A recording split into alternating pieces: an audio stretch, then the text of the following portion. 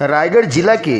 पुसौर मंगल भवन में महिला सशक्तिकरण ल लेकर के महिला समर्थ अभियान के तहत में केंद्रीय रेशम बोर्ड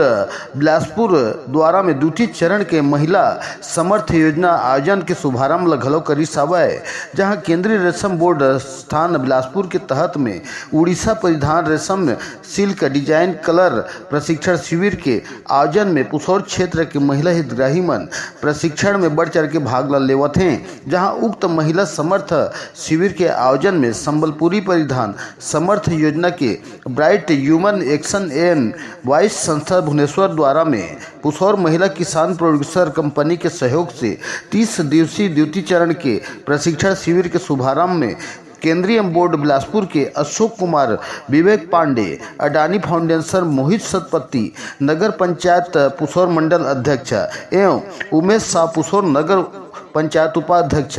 हरबिंद जी खांडे ग्रामोद्योग विभाग अध्यक्ष, सौरभ कर अधिकारी प्रबंधन शीला जैन एवं महिला किसान producer company CEO Nilesh Kumar MHADA सहित अनेकों लोगों की गरिमामय उपस्थिति में महिला सशक्तिकरण केंद्रीय रेशम बोर्ड बिलासपुर समर्थ योजना एवं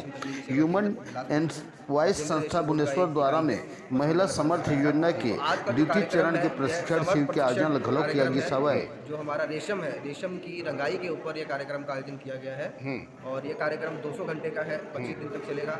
तो इस कार्यक्रम का उद्देश्य महिलाओं को रेशम रंगाई के कार्य में समर्थ बनाना है। तो ये जो प्रशिक्षण कार्यक्रम है इसमें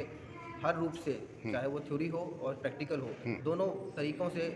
हमारे जो प्रशिक्षार्थी हैं उनको ट्रेनिंग दिया जाएगा, प्रशिक्षण दिया जाएगा। और उद्देश्य ये रहेगा कि ये लोग रंगाई है, रंगाई के साथ साथ जो बांधने की कला है, जो हम लोग इकत साड़ी देखते हैं, उड़ीसा में भी देखते हैं, जहाँ तक वहाँ पर प्रचलित है, तो उस पैटर्न में डिज़ाइन है, जो एक कला है, उस कला को भी सीखें और उस कला को रेशम के धागों के ऊपर उतारें और डाई करके जो साड़ी होती है, बंधी साड़ी होती है, उसको बनाने को सीखें। तो इस विषय पर यह कार्यक्रम का आयोजन किया गया है और हम उम्मीद करते हैं कि प्रशिक्षार्थी हैं जो इस कला को सीखेंगे और 25 दिन के समय में वो अपने हाथ से करेंगे भी प्रैक्टिकल और इस कला को ऑब्जर्व करेंगे और उसके बाद ये लोग रोजगार कमाने के योग्य बनेंगे। ठीक, धन्यवाद।